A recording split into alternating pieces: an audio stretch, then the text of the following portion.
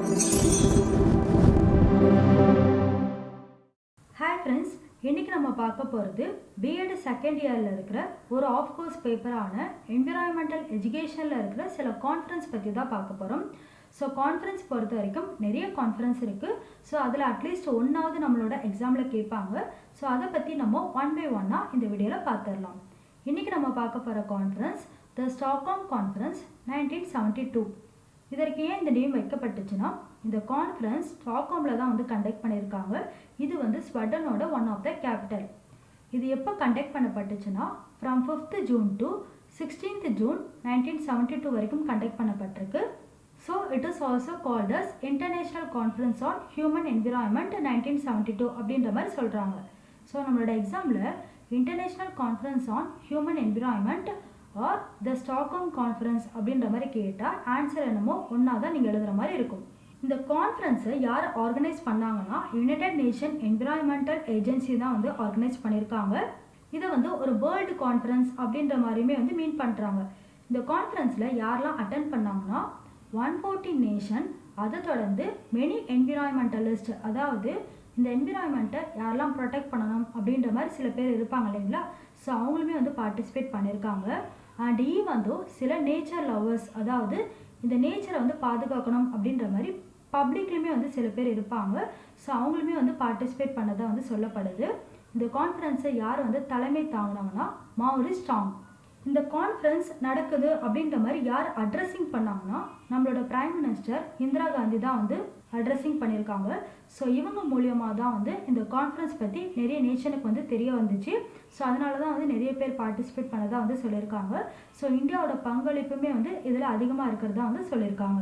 இந்த கான்ஃபரன்ஸ் பொறுத்த வரைக்கும் எதற்காக வந்து கண்டக்ட் பண்ணப்பட்டுச்சுன்னா, இந்தியாவை தொடர்ந்து நிறைய டெவலப்பிங் கண்ட்ரீஸில் இன்னுமே வந்து என்விரான்மெண்டல் ப்ராப்ளம்ஸ் நம்மளால் வந்து பார்க்க முடியும்.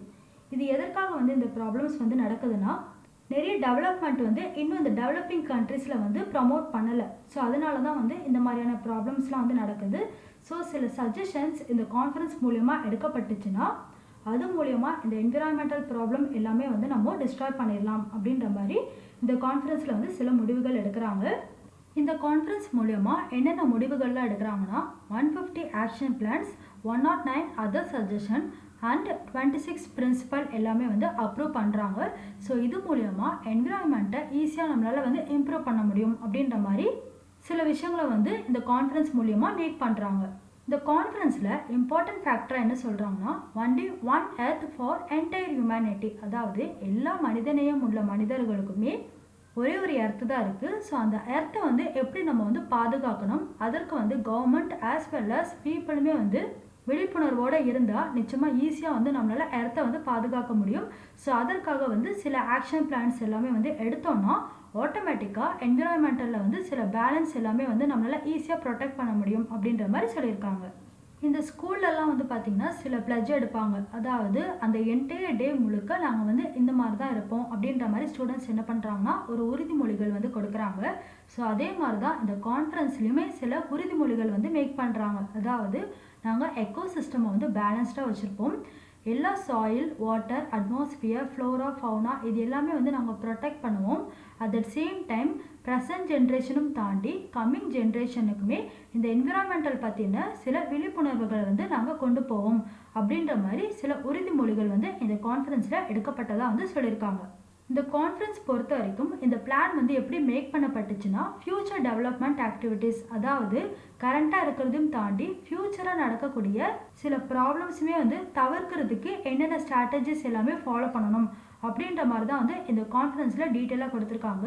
ஸோ அதை தொடர்ந்து தான் வந்து பார்த்திங்கன்னா 26 பிரின்சிபல்ஸ் ஆக்சுவலாக வந்து இந்த கான்ஃபரன்ஸ் மூலிமா மேக் பண்ணியிருக்காங்க. அதில் சில இம்பார்ட்டண்டான பிரின்சிபல் பற்றி மட்டும்தான் வந்து நம்ம கொடுத்துருக்காங்க.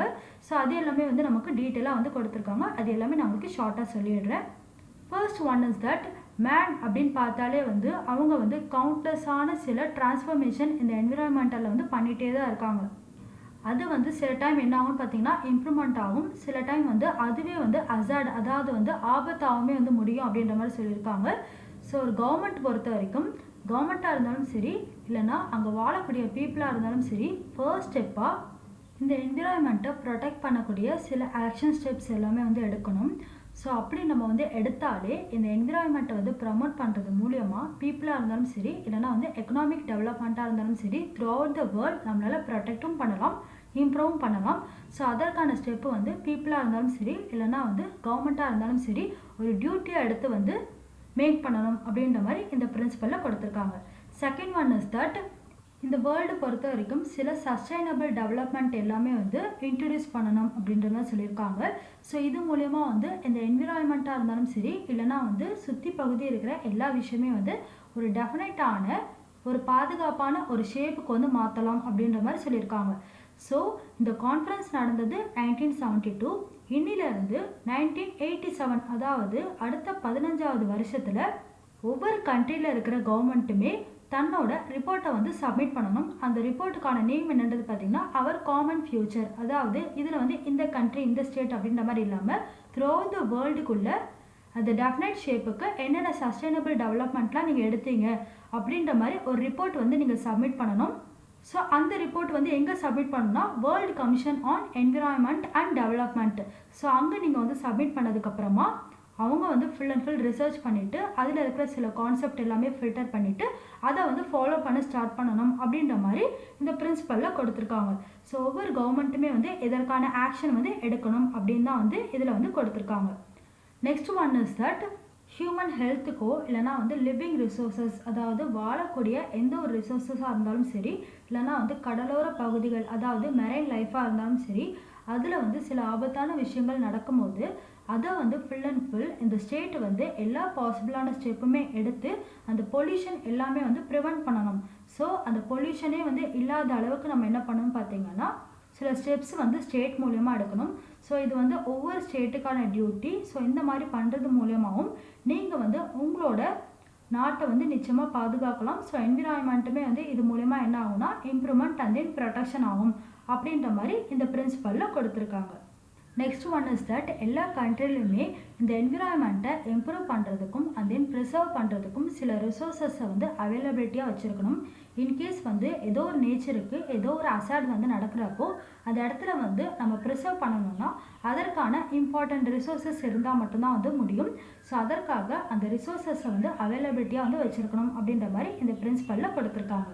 நெக்ஸ்ட் ஒன் இஸ் தட் இந்த என்விரான்மெண்டல் ரிசோர்ஸஸை எப்படி பிளான் பண்ணணும், மேனேஜ் பண்ணணும் அண்ட் தென் கண்ட்ரோல் பண்ணணும் இப்படின்ற மாதிரி சில டாஸ்க் வந்து இந்த நேஷனல் இன்ஸ்டிடியூஷன்ஸ்க்கு வந்து கொடுக்கறது மூலயமா இந்த குவாலிட்டியான என்விரான்மெண்ட்டை வந்து நம்மளால் இம்ப்ரூவ் பண்ண முடியும். ஸோ என்விரான்மெண்ட்டோட தரத்தை வந்து நம்ம வந்து இம்ப்ரூவ் பண்ணால் கூட அந்த என்விரான்மெண்ட்டுக்கு எந்த விதமான ப்ராப்ளமும் வராது அப்படின்ற மாதிரி மீன் பண்ணியிருக்காங்க.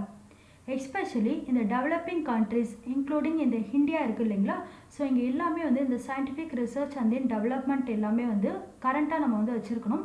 ஸோ இந்த மாதிரி வந்து சயின்டிஃபிக்காக நம்ம ரிசர்ச் பண்ணிகிட்டே இருக்கிறப்போ என்விரான்மெண்ட்டுக்கு ஏதாவது ஒரு ப்ராப்ளம் நடக்கிறப்போ அதை வந்து ஈஸியாக நம்மளால் வந்து ரெக்டிஃபை பண்ணிட முடியும். ஸோ இதனால் கூட வந்து ஈஸியாக நம்மளால் வந்து என்விரான்மெண்ட்டை வந்து ப்ரொடெக்ட் பண்ணலாம். மெயினாக சில லாஸ் வந்து மேக் பண்ண சொல்லியிருக்காங்க. இந்த லாஸ் எதுக்காகனா கவர்மெண்ட்டோட லா வந்து நம்ம ஃபாலோ பண்ணணும் அப்படின்றதுக்காகவே வந்து இந்த என்விரான்மெண்ட்டை வந்து சில ப்ராப்ளம் பண்ணாமல் இருப்பாங்க. ஸோ ஹியூமனால் வந்து எந்த விதமான ப்ராப்ளம் வரக்கூடாதுன்னா ஃபர்ஸ்ட் வந்து சில லாஸ் எல்லாமே வந்து அப் டு டேட்டாக வந்து ஒவ்வொரு கண்ட்ரிலையுமே வந்து வச்சுருக்கணும் அப்படின்ற மாதிரி மீன் பண்ணியிருக்காங்க. எஸ்பெஷலி இந்த அக்ரிமெண்ட் எல்லாமே வந்து மேக் பண்ண சொல்லியிருக்காங்க. அதாவது ஒரு கண்ட்ரி இன்னொரு கண்ட்ரி கூடவோ இல்லைனா ஒரு கண்ட்ரி நம்பர் ஆஃப் கண்ட்ரிஸ் கூடவோ டைப் வைக்கிறது மூலயமா இந்த அசாட்ஸ் எல்லாமே வந்து நம்மளால் ஈஸியாக கண்ட்ரோல் பண்ண முடியும்.